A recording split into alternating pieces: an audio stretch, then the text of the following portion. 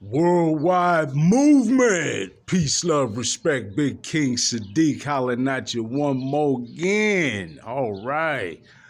Man, beautiful. Thank you all once again for checking me out. I consider you all family. I love you all, truly. And the family is growing. Let's continue to grow, right? Please help me to do that, to grow the worldwide movement. Peace, love, respect. Please like, share, subscribe. Tell everybody you know. Tell some folks you don't know, right? And click your notification button as well. Make sure that you get notified on all the videos. So look, I'm real excited and put some a lot of preparation into this one. We're going to call this Say No to the Elitist, Globalist, UN Agenda 21. That's my title. My thoughts, personally. All right. Now on this video, I'm going to refer to my notes, which is something I don't generally do. Usually I just, internalize my content, draw from within. And I certainly have done that, but I wanted to be a little bit more organized in this one with a lot of information to present. This is a very important video that I really want you all to catch and catch what I'm sending at you and the importance of it to us all, right? Okay, so with no more delay, first of all, I want to give shout outs to folks like, Dr. Phil Valentine. And it's chilly out here, folks. So I actually was planning to do this when there was more sunshine, right? But I got a little caught up in my preparation, and still we're gonna do this right out here, right? But yeah, Dr. Phil Valentine, Papa Duck, his channel, Rosa Corey, a lot of individuals out there I just want to shout out in general, bringing attention to this in some way, shape, or fashion. Certainly shout out to Brother Rich, Black Magic 363. Certainly shout out to Brother Billy Carson.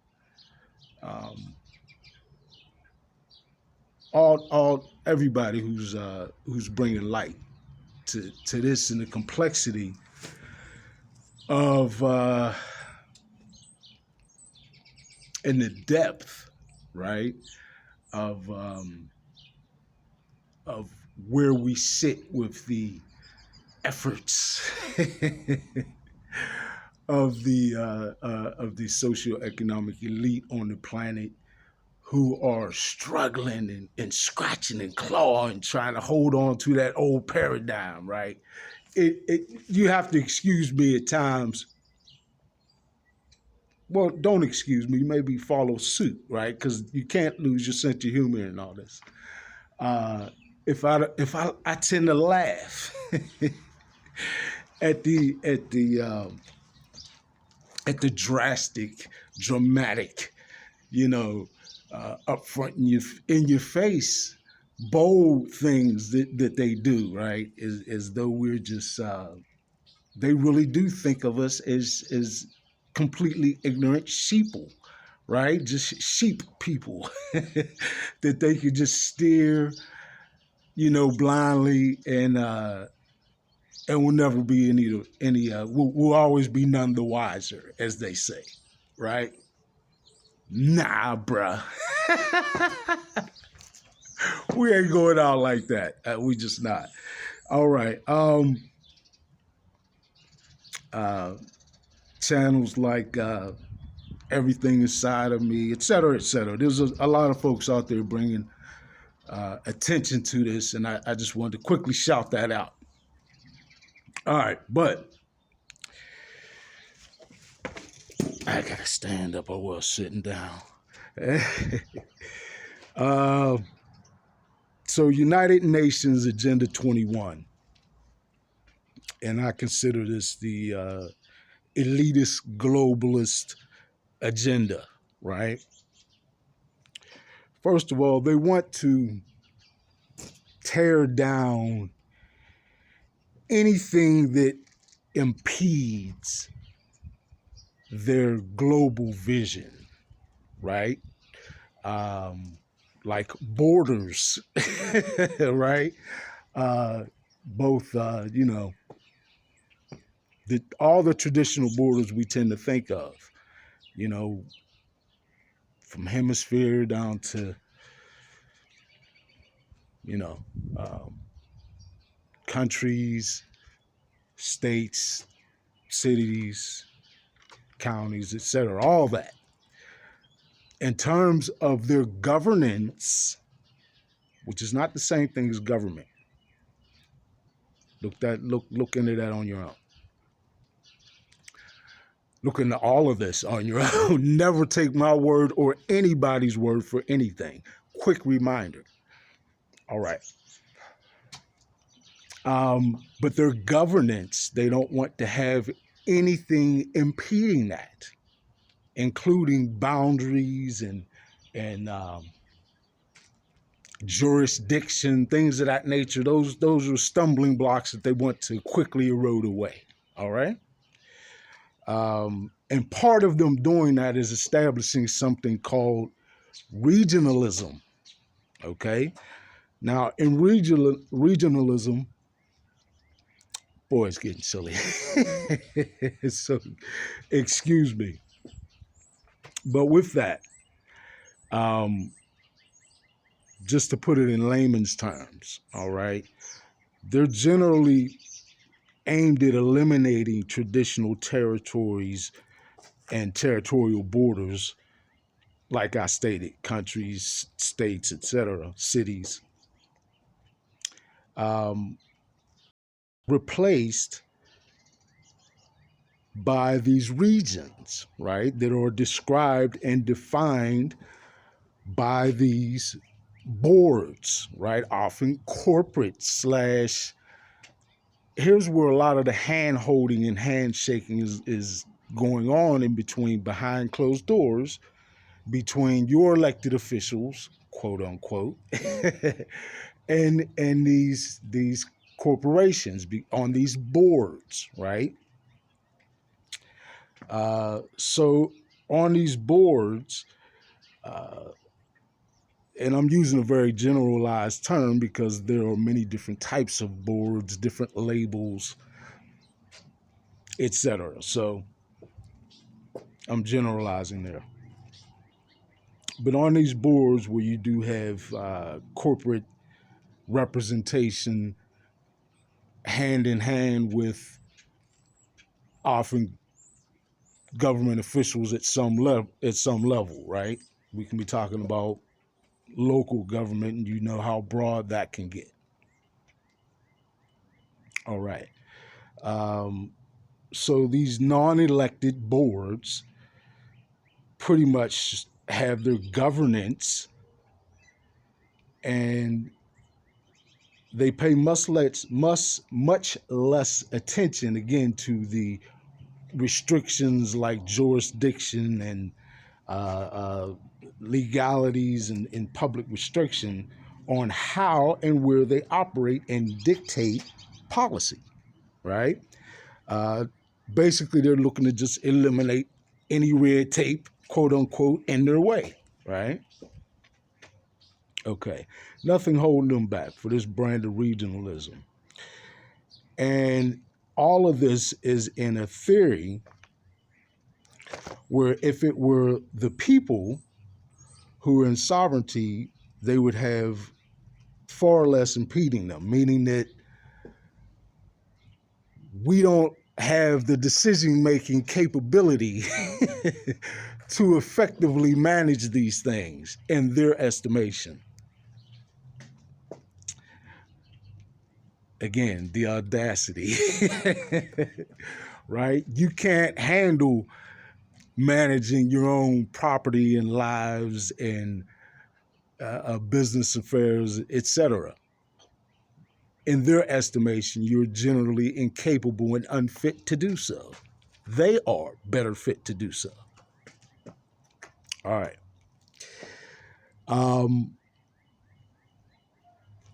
So with this, again, this is insidiously aimed at the creation and empowering of these non-elected corporate boards that dictate policy over the masses with virtually unchecked power and completely independent of any input from the masses of people living in these regions, right?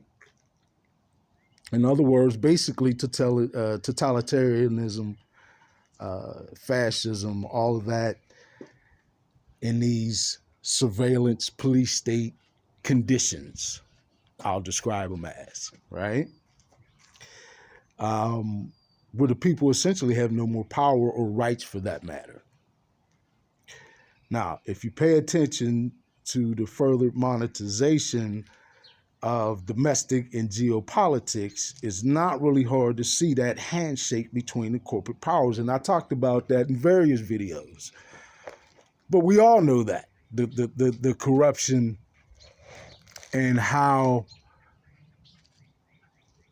quote unquote elections, even all the way up to the presidential elections, have a lot more to do with finance, with which candidate has the greater finance. In fact, they publicly, when they discuss this, bring up what candidate is leading in the money. That's what they talk about the most, because that's essentially what's most important in this. All right.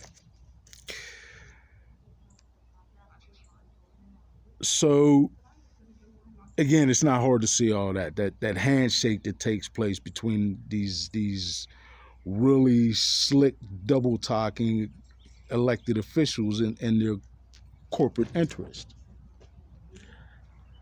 Hey. So yeah, they use that handshake, right, that we're not privy to take part in, right, and ensuring that their agenda is always what's represented in the bevy of laws and policy that are laid upon the public, right? And they do all of it right in front of our faces.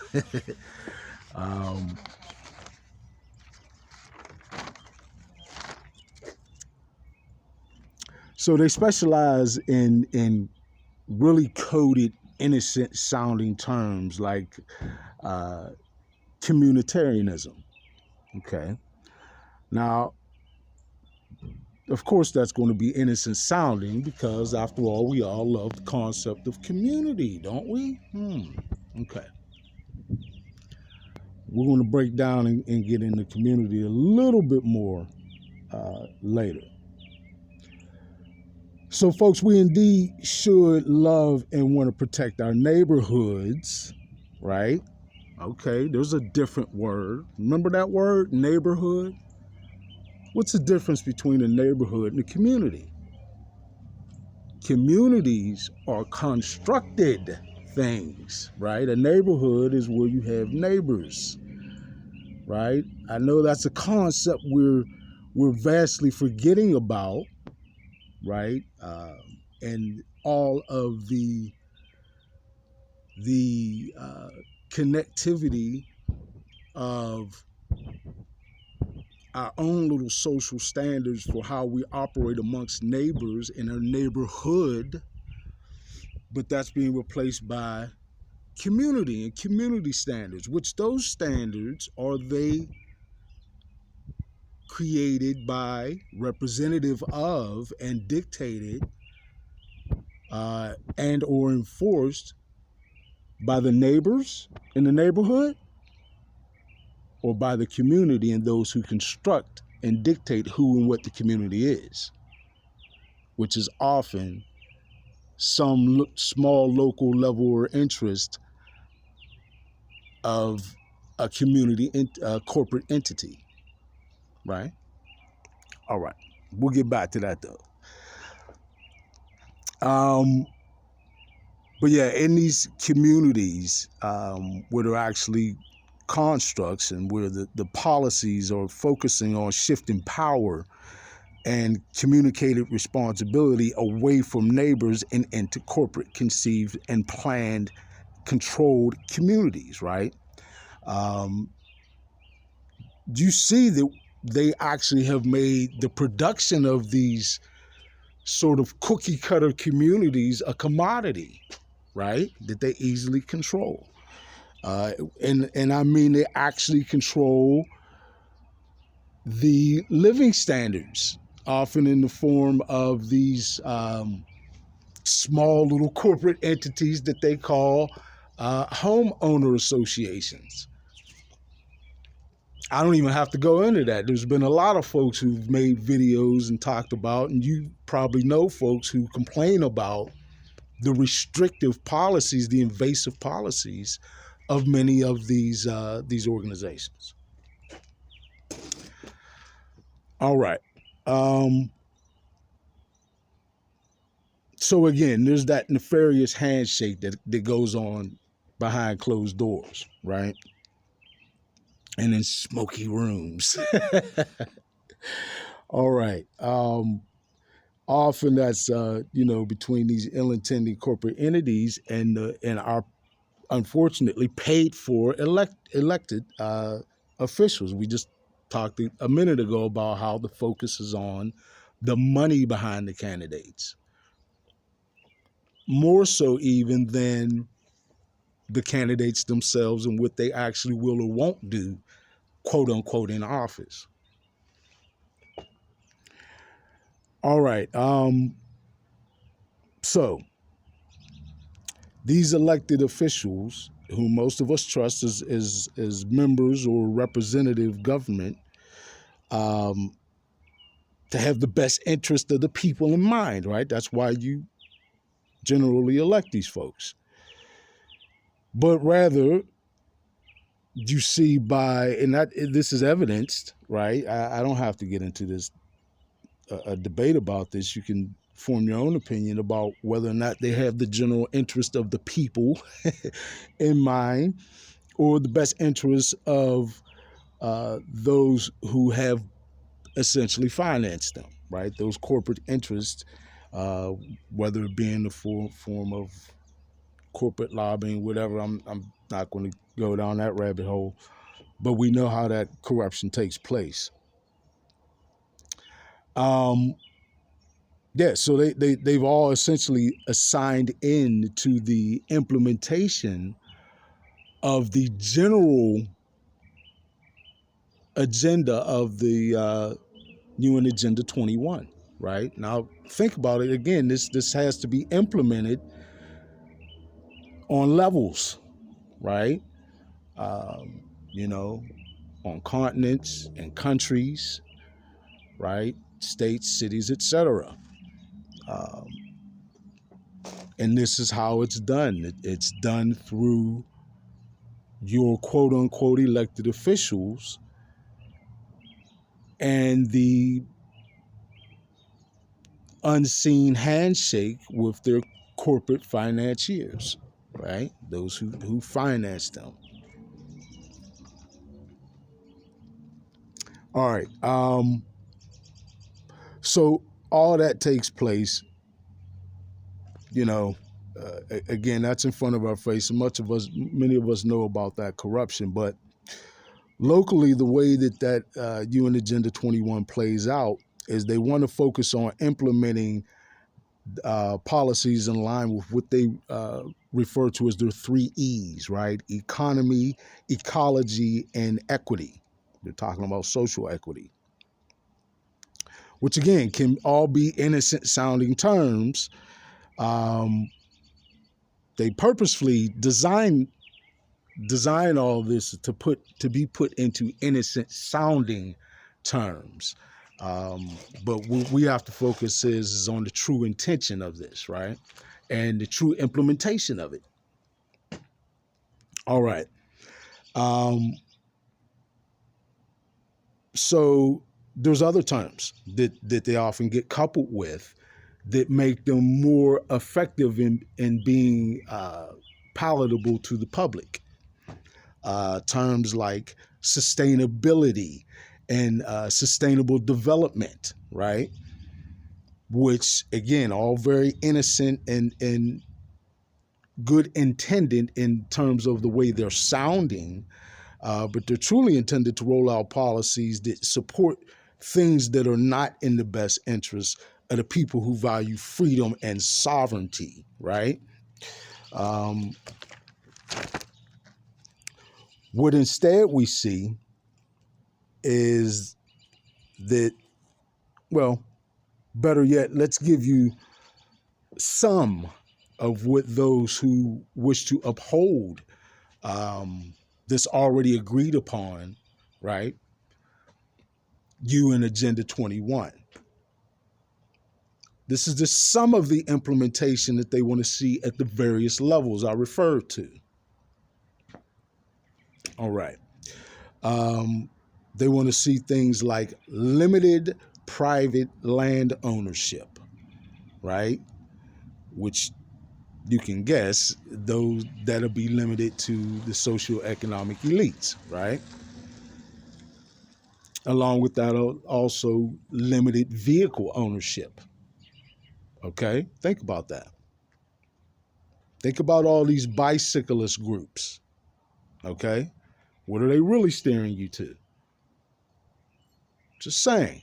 Yes, bicycling is good. We can exercise and do that. But in terms of a modality of transporting yourself, do you want to move backward and actually be in a world where you no longer have vehicle ownership?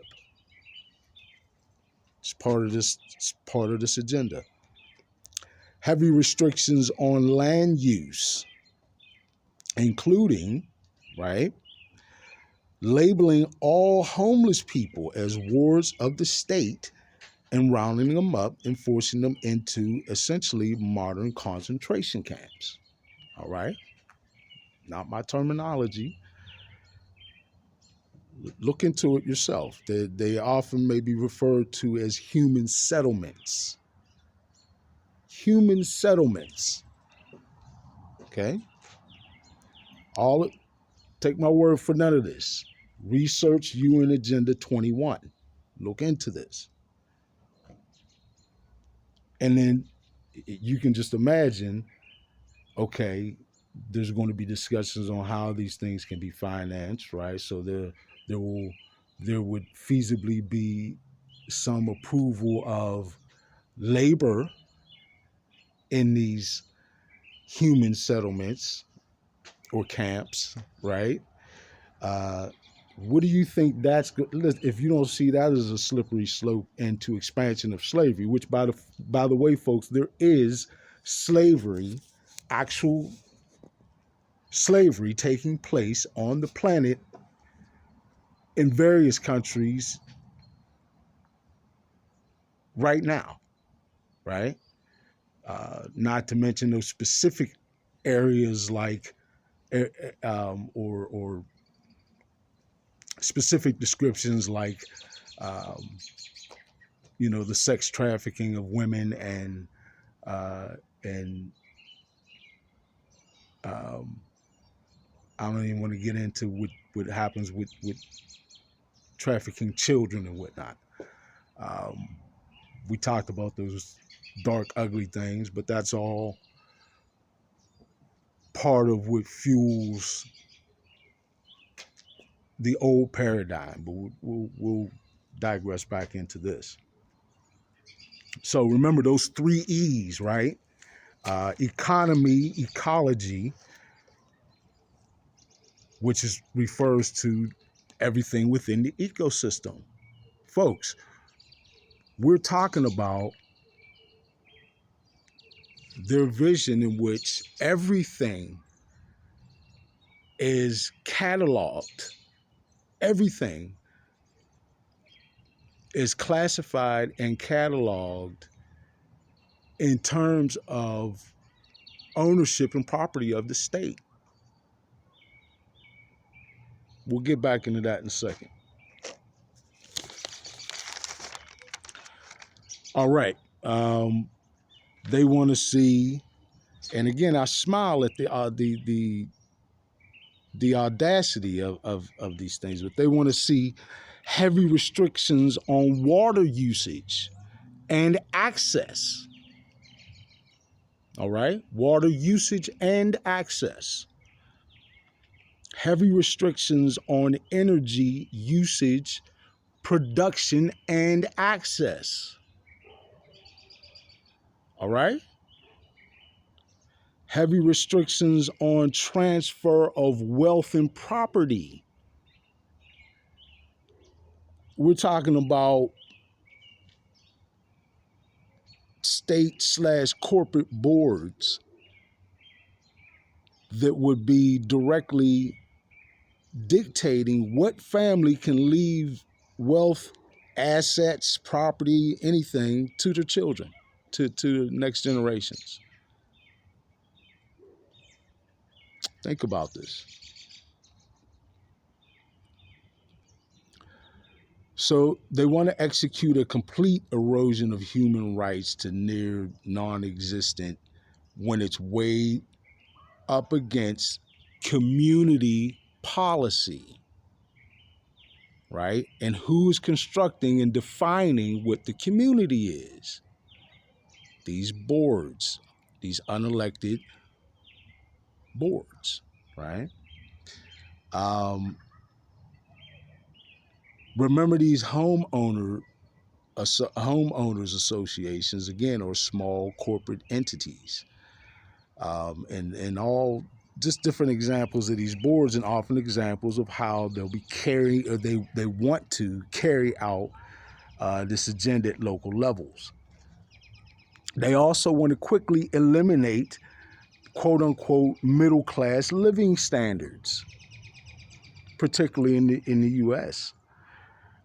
Using tactics like eminent domain to force out rural homeowners, right? Using tactics again like eminent domain and forcing them into cities for easier monitoring and surveillance. They don't want you living all cushy out in the burbs or the further and further out in the sticks. They don't want you doing all that. They want you easily monitored in these cities. And I'm telling you, folks, you look at some of these city models, there's sensors and cameras everywhere. Even the designs of the building are designed with everything facing the street, with essentially like you're working and monitoring the street at the same time. They want people policing themselves, enforcing their vision. It's that bold, right? They want to force the general population into what they term these linear cities. Now look up on your own, do research on linear cities. China has these models that on linear cities that are very similar to this, incredibly manageable and completely controlled essentially by the state. The state, right? Listen, I can't help but laugh at times at the boldness and audacity that these devious, low vibe, myopic, manipulative, vicious, evil little elites, right? And I look at them that way. You got to forgive me.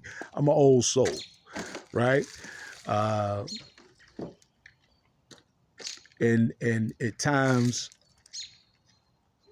I just have that perspective where I look at them like these little ones, right? You know, there's something.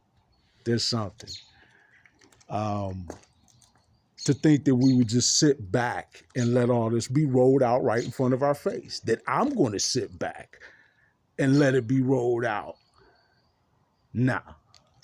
I'm going to do everything I can to make sure I bring awareness to everyone, so that you can, in your own sovereignty and free will, make your decision as to what you want to see your future look like and not have that decision made for you, right?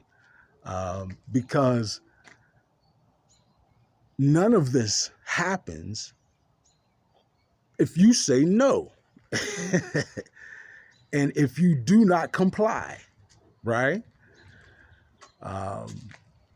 Peacefully always. It doesn't require anything erratic or violent. That's never the solution, right? That's just destructive. What is required is spiritual maturity, sovereignty, and exercising your free will to say no and not comply, right? If you see that it's not in the best interest of you and your family, and with that sovereignty alone, you forge what will happen. That's facts. You forge what will happen. So, folks, I'm gonna close this just in saying that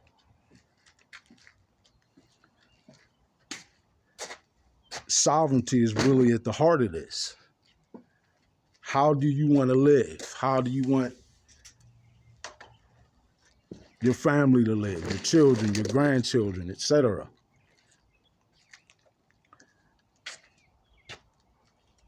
Do you want to sit back and have all these things dictated to you? Or in sovereignty, do you want to stand up and decide for yourselves? I keep saying, the only way that you have seen these socioeconomic elite take control on this planet and maintain it for so long is through control of the flow of information so that they can control and manipulate the minds of the masses. Why? Because that's where the power truly lies and always will. You have to give your power away. It cannot be taken. So don't give it away. Exercise your power, your sovereignty, and forge our new paradigm rather than the desperate claws of the socioeconomic elite who want to hold on to and further that old paradigm. It's gone. I told you all, this is just desperation, right? Remember that. And don't give your power away to anyone. Stay sovereign and build your own paradigm moving forward. A high vibrational frequency paradigm of peace, love, respect. I'm going to say it. Thank you all for helping to build the worldwide movement. Peace, love, respect. Remember, please like, share, subscribe, tell folks you know, tell folks you don't know. Let's build this movement worldwide. It's time. Big King Sadiq, I'm out.